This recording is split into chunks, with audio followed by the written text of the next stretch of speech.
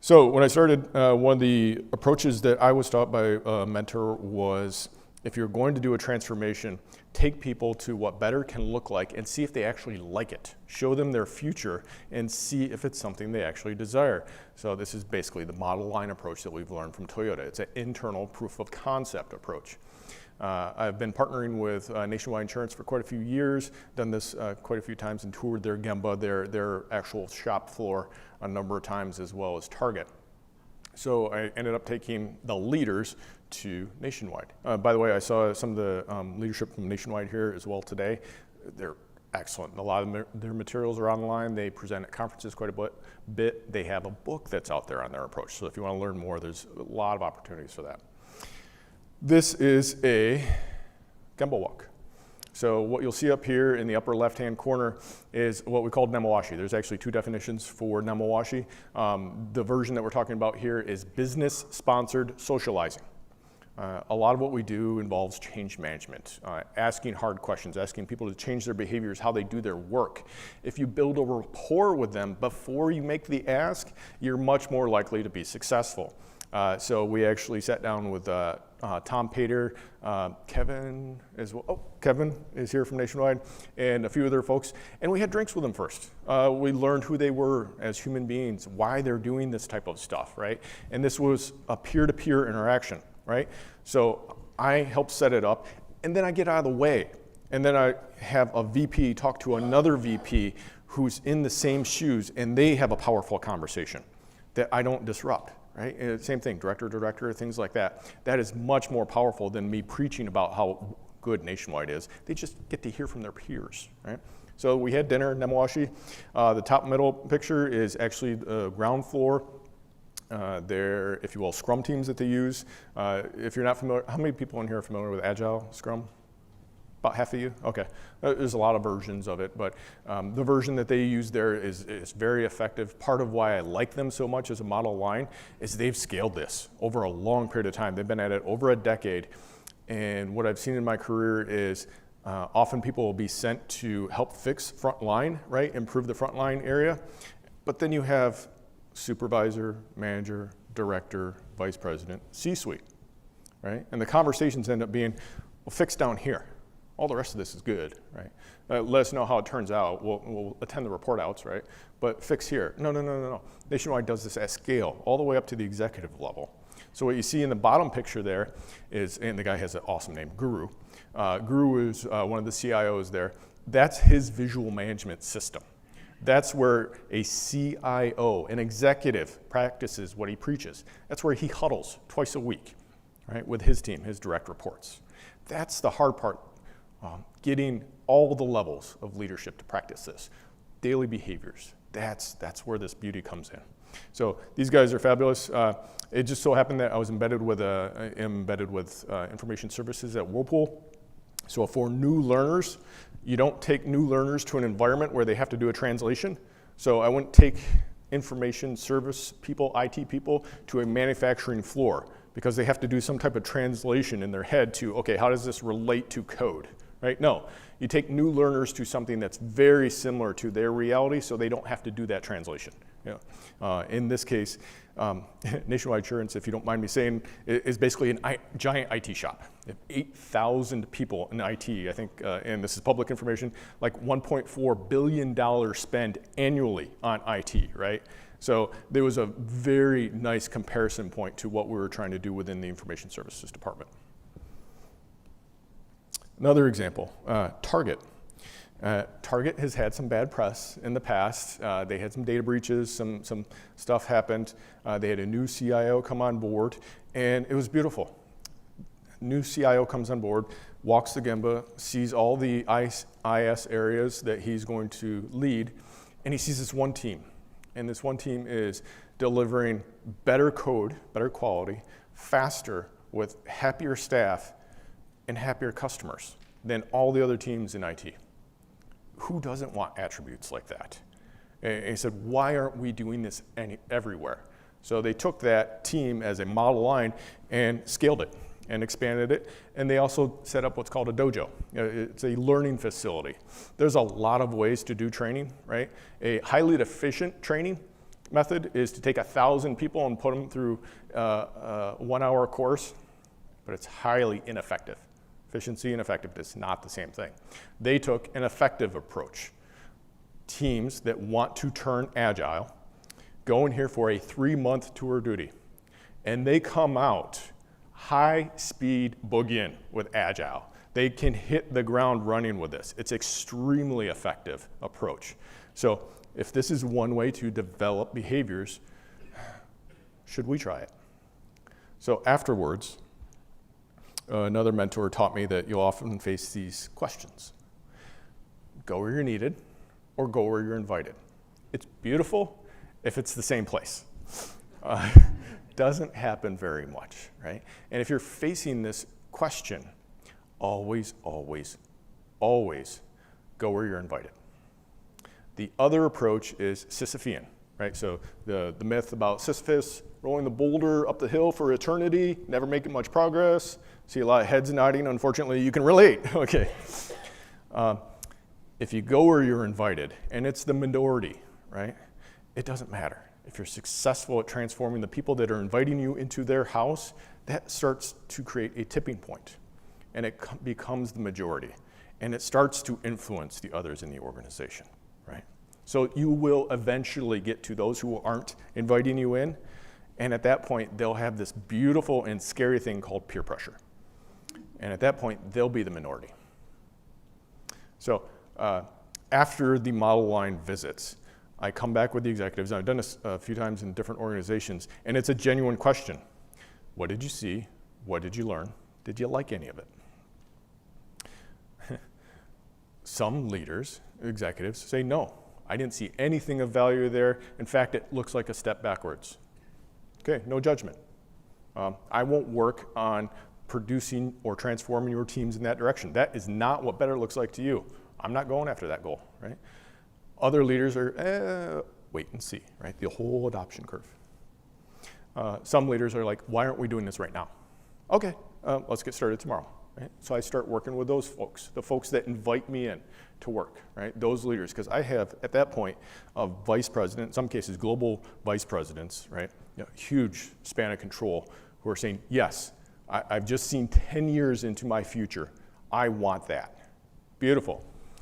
There's a couple things that can turn you into quick behavioral scientists. There are 3 phrases that behavioral scientists, real ones, say a lot. It's on a continuum. The conditions under which, and the third one you already know, we'll talk about that later. But the first one is the most relevant to this. It's on a continuum, right? So if that's what 10 years down the road looks like, don't jump to that ideal state. Iterate towards it. Future state 1, future state 2, things like that. So let's start that journey. To demystify behavioral science a little bit, there's a lot to it, a lot of fun stuff. There are journals that you probably never have heard of that have figured out a lot of these leadership behavior change things that we ask and talk about all the time. They published this stuff back in the 50s, right? 60s. They have a lot of this figured out. Unfortunately, they're niche journals, right? So people that are in economics don't necessarily read behavioral science journals, right? Manufacturing environments read manufacturing journals, not behavioral science journals, right? So it's understandable that a lot of this stuff hasn't made it out there to popular society yet, other than, you know, a few cool TV shows that you might have seen out there. Behavioral science unit, nothing like that. So behavioral pinpointing, what is behavior? This honestly is a sticking point for a lot of folks. Behavior is something I can observe with a camera, right? If I ask you to think about a red car, I have no idea if he thought about a red car or a blue car, or is thinking about dinner, right? He can self-report it, he can tell me what he's thinking, right? But that's it. So behavior is something that you can actually observe. The more you pinpoint that behavior, the more accurate you are at developing that behavior and transforming it. Another one is response effort analysis. This is commonly in business environments equated to an ROI, right? How much work is it to get the response that I want, right? That is really going to be key here in a couple slides. Feedback systems, I'll just tell you flat out from a behavioral perspective, most of the time these are non-existent. We are very familiar with feedback systems in our car every single day. We know how fast we're driving, right? We know when we need to get more gas, things like that. And yet a lot of what we use to transform behavior, transform processes and systems, right, is like driving, looking out the rear view mirror. That doesn't work so well. Lagging indicators that are weeks behind, dude, you're gonna hit a tree. Not a good idea, right? Matching law, I'll put this one up here just to kind of show off. Matching law is how you would mathematically predict behavior. There are ways to do this. I'm really geeked out about some of the presentations that happened earlier today and the applications of this to things like Amazon and Facebook and things like that. There are laws, flat out laws for predicting behavior that work really well for conditions under which, right? Given specific conditions. Picnic analysis, I'll leave that one for your Google search. It's really cool. Performance management, this is a lot like hammers.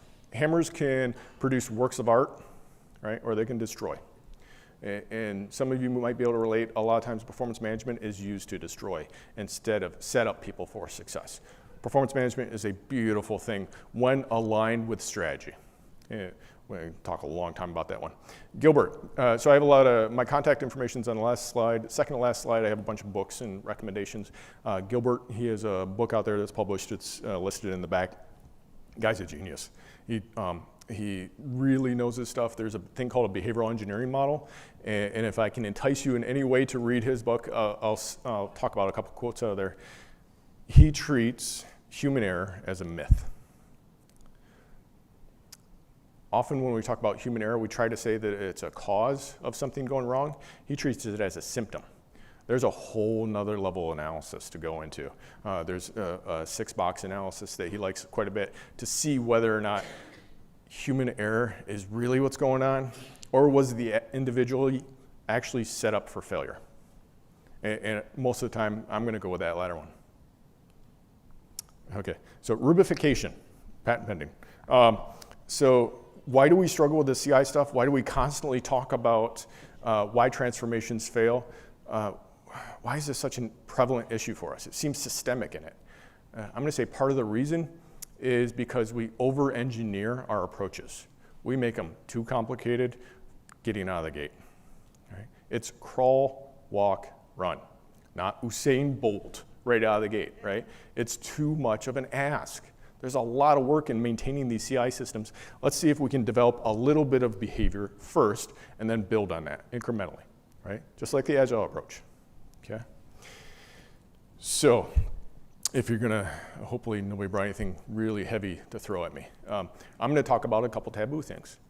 I love kata. I absolutely love it out of the box, straight out of the book. It's wonderful. Mike Rother, Professor Rother over at the University of Michigan did a great job describing the behaviors that he saw in Toyota. Trying to implement kata, textbook fashion, from no kata to all of the dynamics, the systems, the learner storyboards, all of that, that's a huge administrative burden, right? We have a frame of reference for this stuff, right? Let's apply it to ourselves. Ideal state, what does perfection look like? Current state, future state 1, future state 2, future state 3. I'll say out of the box, kata is ideal state.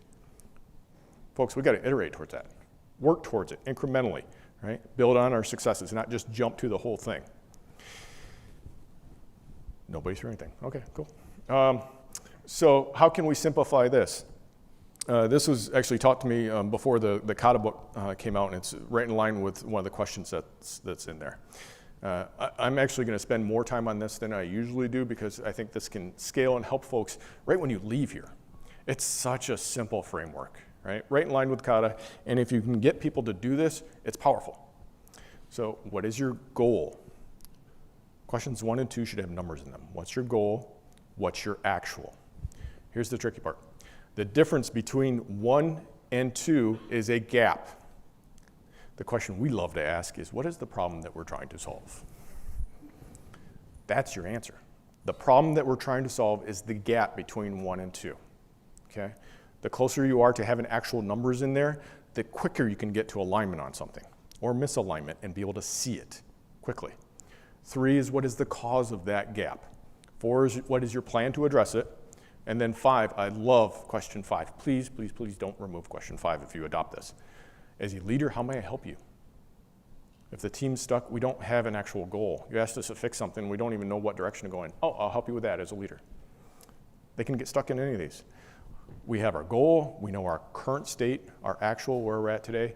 We don't know the cause. Oh, let me help you with that. We got the first 3 down. We're stuck on plan. We're stuck on solution. What to do about? Let me help you with that. Okay? It's such a beautiful conversation. Often this is referred to as a conversational A3. If you recognize this at all, if you're familiar with A3 thinking, Managing to Learn, awesome book, right? The first 3 questions are the left-hand side of the A3. Question 4 is the right, solution side. The mantra for us in a simplified fashion is stay to the left, stay to the left, stay to the left. Talk about the problem side before you ever talk about the solution side, right? That's such a struggle. And when I say that, I'm saying all the way up and down the leadership org chart, okay? We violate it all the time. I've been mentored by a lot of folks, a lot of organizations over the years. Herman Miller is one of the ones that I'm just in awe of. They are a small office furniture manufacturer, I shouldn't say small, global office furniture manufacturer headquartered in Michigan. They partnered with us when I worked for a healthcare system, and they taught us their version of CI. So I started out, I learned project-based CI, and then another mentor taught me event-based CI, and then another mentor, Herman Miller, taught me daily. And they all 3 didn't look anything like one another. And when I got to daily, I'm like, why didn't anybody else teach me this approach, right? That's another conversation. So daily problem solving, what does that look like? If you've ever done A3s, one of the questions I love to throw out there is, have you ever done an A3 in a day? Why not? What's getting in the way of that? What are the struggles that prevent that from happening? Right? One of the things that Herman Miller, and I'll attribute this more accurately to Mr. Oba. Oba-san was their sensei from Toyota. They partnered with TMMC to learn this approach. Oba-san would say, no, no, or not on left side. So this is tricky. If we talk about problem statements, and really good problem statements are like one sentence, avoiding the words no or not in your problem statement. If you've not struggled with this, I've struggled with this for 19 years, and it's still hard for me. For example, let's apply it up here. When conversations start, when you go into a project meeting, into a meeting with your leader, your team, peers, use this framework and figure out where they're starting the conversation. And I'll put good money down. I got $1 billion this morning from earlier presenter. I'll put good money down that they're starting with number 4. They're telling you the solution or the plan that they want to implement. Here's the software we want to buy. Here's the consultants that we want to hire. Here's the training we want to give, right? Here's the vendor we want to work with. Solution, solution, solution. Great, to solve what problem? Oh, well, we don't have that software. Okay, so no, we're just reverse engineering our solution, right? That's lazy problem solving, right? We're just saying no software is the problem that we're trying to solve. No. We think the software is actually going to automate some function, reduce our lead time. Or we think it's going to improve our accuracy because we're transposing information from one system into another, right? So we think we're going to do a quality improvement, things like that, right?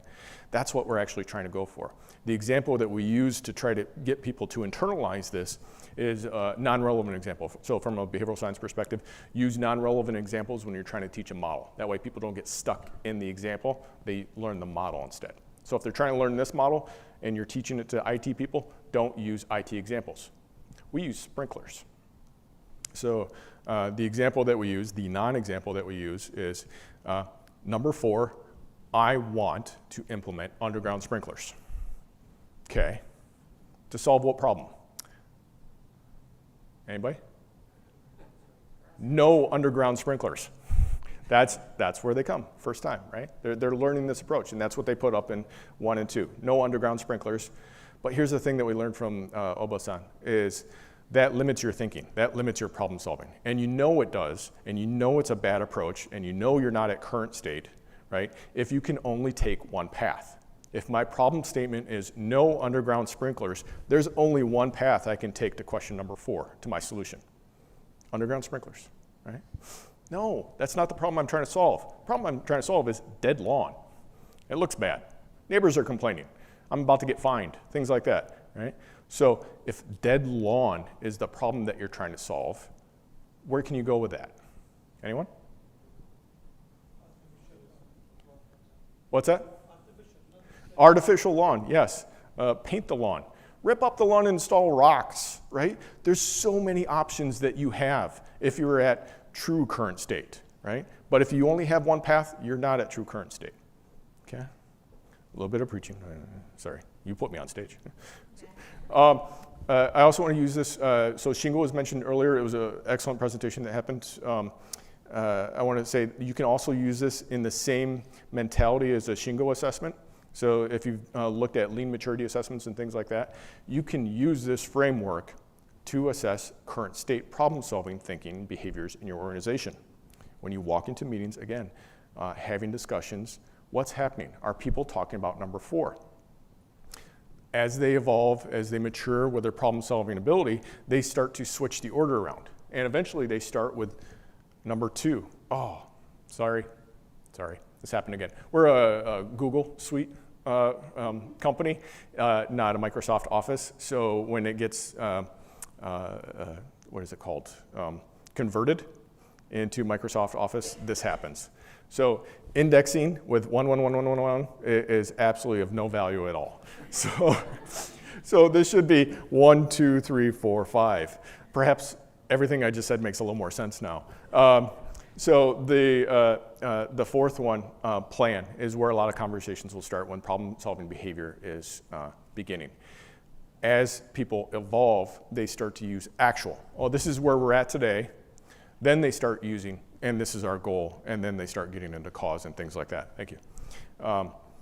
Ideal state is they start with the goal first before they get to the actual, right? So think about it this way. Our house is on fire this many times right now. Okay, how often do you want it on fire? That's a silly question. Is it? 0. Oh, okay, thank you. Now I understand. Great. If we start with the goal first, we can actually start being strategic, enterprise-wide with this work. I can talk for a long time on this one. I just got the 5-minute mark. So I'm gonna move along to, what was it called? Dog food eating, one of the earlier presenters. To eat our own dog food, yeah, you can apply this to CI, just like anything else. Number of problem solvers that we want based on scientific approach, right? I'll say connecting this to strategy is really powerful. We do a thing called a perfect day exercise. This is what it looks like. So there's a journey up the mountain, right, that you're trying to take. Ideal state, current state, future state 1, 2, 3, and 4. We use the 5 KPI categories of safety, quality, delivery, cost, morale. And then we try to get people to line up on those on what is ideal state for safety, what is ideal state for quality, things like that. You do it at a team level, department level, organization-wide level. When you have HR compare their journey map to legal, to finance, to IS, wow, it's amazing to start to see how they don't line up and how you can work together on that. I think it was like my second month at Whirlpool. I was asked to fly down to Mexico and work with the executive team down there. And here's a Journey Mountain session, right? Mapping, trying to develop their strategy. Here's the part I want to emphasize a little bit. The picture on the right is the president of our Mexico region scribing. This is a highly participatory event. You can do this from 1 hour up to 8-hour sessions I've done before. It works really well. But the beautiful part is you see where you're not aligned on your behaviors. So Toyota's priority order of the 5 KPI categories is safety, quality, delivery, cost, people/morale. 1, 2, 3, 4, 5, right? The question becomes, what is ours? And so we asked that question of this team, and they said, oh yeah, that sounds good, let's do that one. I've never had a team of executives line up in under 5 minutes. No. And they're, no. And they were conflict adverse. Like, all right, so I'm gonna tell you what I think you're thinking, and you tell me if I'm wrong. Head of HR, you're gonna put people/morale first. Head of manufacturing, you're gonna put delivery first. Where's the head of finance? Cost is first. And the finance person, something, right finances first. And it was fascinating, all of them stood up. Your right people is first. Your right quality is first. Your right delivery is first, right? And then they went at it, one another. And they started to storm. brainstorming, norming, performing, right? They started working through those stages. They had a visual mechanism to be able to see where they did not align. That's where some of the beauty came in. And they started attacking the journey map instead of one another. It worked really well. So I'm about out of time. We started to eat our own dog food, so we started to teach the other CI leaders that are embedded through the organization to be able to do this with their orgs as well. Visual management systems. This is a global vice president's visual management system. Started as a blank wall. We got the Kanban set up, thank you, and the health metrics set up. So there's a lot of beautiful videos out there. Nike IT Obaya video is excellent on how to do Obayas. They had a very nice marketing budget for their video. Don't jump to their ideal state, right? See if you can put a Kanban up. Just what is your project portfolio, right? Put your portfolio on the wall. Figure out what stages it's in, not started, work in progress, done. Use the agile stages to do, doing, done, whatever you want, and start to get alignment and huddle around that on a regular basis, and then build. Right? You start to change the behaviors, then you start to increase the complexity as people actually get value out of it. These have fallen flat. As people don't get value out of this, they're not ready yet. That's fine. We'll work with other areas. This has evolved. These are actually some old pictures. We have a whole room set up now. We actually spent a little bit of money and transformed a maintenance room to turn into an Obaya because we wanted to start to line up all the divisions across the entire globe on this. Worked out really well. Did this for IoT as well, Internet of Things, because of the backlog associated with it. I want to give this a little bit of press real quick. Skills Matrix is a beautiful way to show respect to your employees. What are the skills that we need in our organization? Right. Nationwide, I've actually collaborated on this a few times now. They do some great work around this too. There's 4 levels, fluency levels, there's Dreyfus levels, there's all these types of things. I like this because the highest level attainable here is not extremely proficient, it's coach. I've successfully coached others on this skill. What is the type of culture that creates when your whole skill development program is based on coaching? That's sustainable and generalizable. So I'm out of time. I'm over on time. There's a break after this. I'll do the same thing as a previous presenter. If you want to do Q&A, things like that, it's totally up to you. If you want to stay, I'm very happy to answer questions. Yeah, because we have a break now, we have a little bit more flexibility. So this is great, Edward, because this is real practice, right? It's a leader here who's implementing and showing the reality of implementation. Because so many times we get presentations that look so nice, and it's so far from reality that we live in, right? So this is real on the ground, and I love that. So just want to make sure that in the audience here, if there are any questions, practical questions about the journey that they have gone in through, you know, the good, the bad, and the ugly, what questions do you have? If you have questions to Edward, there's one here, if you could. Yes, sir. Let's wait until the microphone gets there. So just let me know your name, title, company, just so we have context.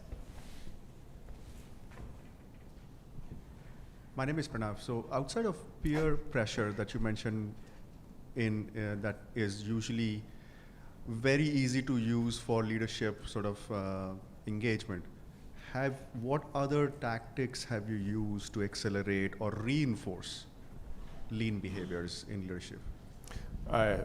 Many. So peer pressure is a beautiful or an evil thing, right? It can be used in either direction, right? Model line approach is excellent, right? Target had only one team in their entire organization that was doing Agile. And then there was a leadership change, and they had their KPIs ready to be able to share that, and that helped reinforce the message. Recruiting. I remember when I was interviewed for Whirlpool, I've been doing this for 19 years now, right? So I'm a little bit better at starting to see the types of folks that I want to work with and things like that. And they were very tolerant of my questions, but one of them was, this is a behavior change, right? Tell me at what level you think behavior change should stop. Loaded question. Well, it probably shouldn't. Oh, okay. So what that means for us is if I'm working for you and you're a global executive, you're going to give me time every single week on your calendar, and I'm going to coach you one-on-one, right? TMMC, the organization that helped coach Herman Miller, they have 3 prereqs to coach any organization. 1, no one will ever lose their job as a result of improvement. Otherwise, it just kills it, right? 2, you never make money on anything that we teach you. We only ask that you teach others, and they taught us in healthcare, which is beautiful. 3 is hard. 3 filters out a lot of people. Your CEO, your highest person in your organization, she gets coaching too. So if the leader of the organization isn't willing to allocate their time to it, how far are you going to get? You can make a little progress. So that's Toyota. They're able to make demands like that. What I tell people is the same thing as everyone else. It's on a continuum. Coach at the highest level, you're given permission, right? And what people will start to see is that person is getting better KPIs. And they start to go home on time at night instead of 7 o'clock every night and working weekends, right? So they get better results in less time, and their staff start getting happier, and they're happier. I don't know how that happened, but I want that too. We have time for one more question if there's any other questions in the audience. Yes, right there. Could you state your name and who you work with? Hi everybody, Fabrizio Falcone, Johnson & Johnson. Hi. I have a question about the huddle. We have seen a global executive doing the huddles like performance management meeting twice a week.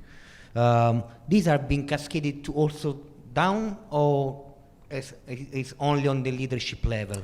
Yeah, they're all over. And this is just like the last question, do them where you're given permission, right? So I was given permission to do it at the executive level, so I know that if an executive's doing it, the word of mouth on that story gives me a lot of leeway when I work at any other level, right? So if I would start working with directors, managers, supervisors, frontline staff, and there's a little pushback, and no, I don't have time for this, or no, I don't really think this is applicable, that's Toyota, things like that. Oh, okay, well, your global executive is doing this twice a week. So I don't know if she's gonna buy your reason here, right? If they can make that time, I'm pretty sure everybody else can. So he started with executive and he's helping the buying and cascading it. If you have permission to do that. If you don't have permission, work at the highest level possible. Yep. Thank you. Very good, Edward. Thank you very much. Let's give him a hand. Thank you. Thank you.